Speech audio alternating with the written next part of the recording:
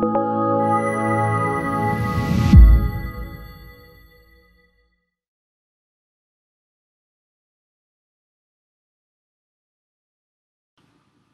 Jacob Hornberger, president of the Future of Freedom Foundation.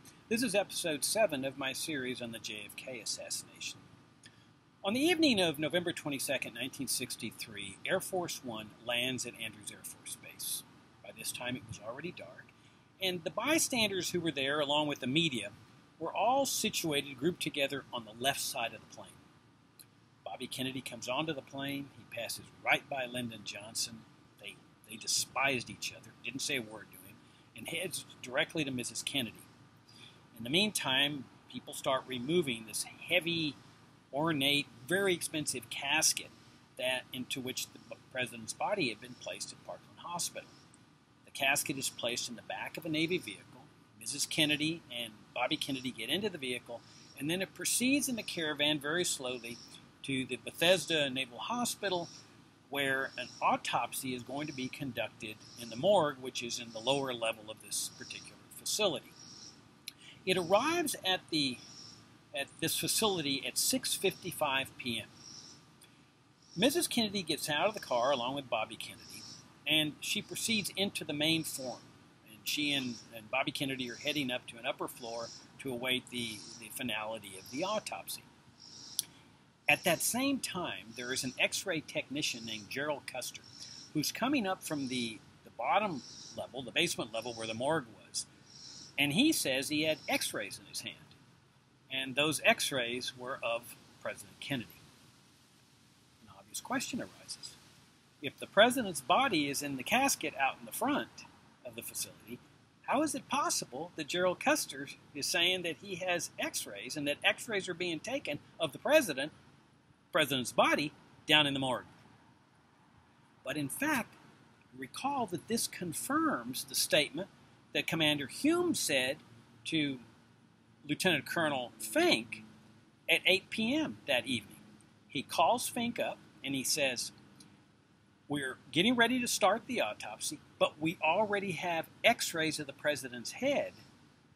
And the problem, of course, was that at 8 p.m., as I previously indicated, that was the official time that honor guard was carrying in the casket.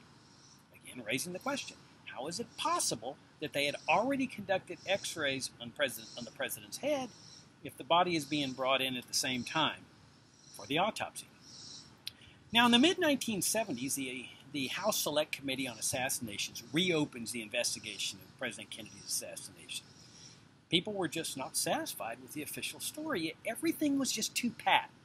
You know, communist kills the president, lone nut. He has no motive except that he's a little man trying to become a big man by killing a big man, except for the fact that he denies doing it, and even more interesting, he claims that he's being framed. Now, then you have a mafia-like figure that is supposedly grieving over what's happened, and he goes and kills the supposed assassin.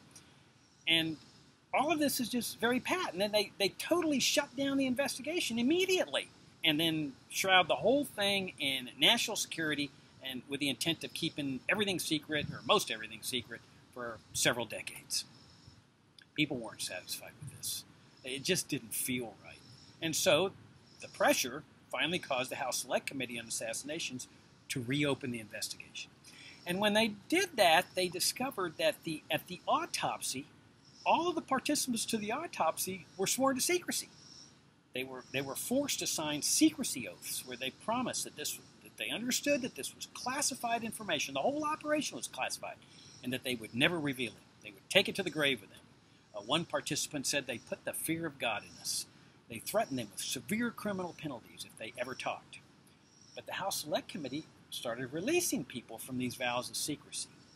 And when they did that, several enlisted men came and delivered a fascinating account, astounding account, of what happened on the evening of the assassination.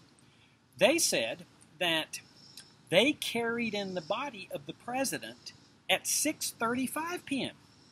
That is 20 minutes before Mrs. Kennedy arrives at the front with the casket, the Dallas casket. They said that the president's body was brought in a very cheap silver gray casket, a military casket, the kind of casket they use for soldiers that were being killed in Vietnam. Even more interesting, the body, President Kennedy's body, was in a body bag. The same sort of thing they used during war. Unlike what the person who had sold him the casket in Dallas said, that he wrapped the body in sheets. Now, in the 1990s, the Assassination Records Review Board discovers the existence of a written report that was made contemporaneously with the events of November 22, 1963. It was made about that same time, and it's called the Boyajian Report. It was prepared by a Marine sergeant named Roger Boyajian, and Boyajian said that his team was the one that carried the casket in, the silver gray, cheap casket, military casket, in at 6:35 p.m.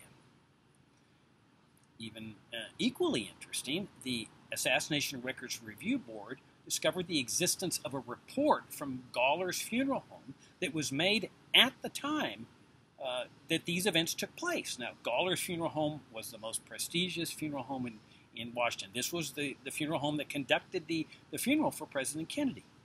This written report confirmed that the president had been brought into the morgue in a cheap gray military-style casket. Notice all of the lines that are intersecting now.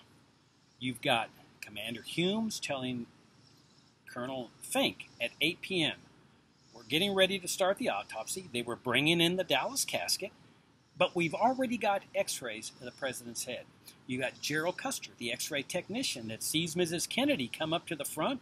The casket's out, the Dallas casket's out there in the front. He knows that the president's body is downstairs. Then you've got all these enlisted men, I think the total was about 8, saying, yeah, we carried in the casket through the back door in that lower level at 6:35 p.m., 20 minutes before Mrs. Kennedy's arriving there at the front. And then you've got the written report, the Boyajian report, that was made contemporaneously at that time that confirms the early delivery of the body. And then you've got the Gawler's funeral home report that confirms that it was brought in this cheap casket.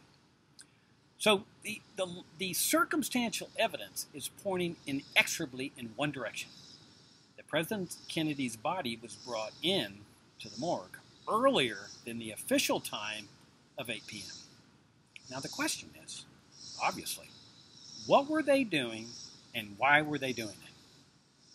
We will examine that, but suffice it to say that for now, what they were doing and why they were doing it is shrouded in the two most important terms in the political lexicon of the American people in our lifetime: national security.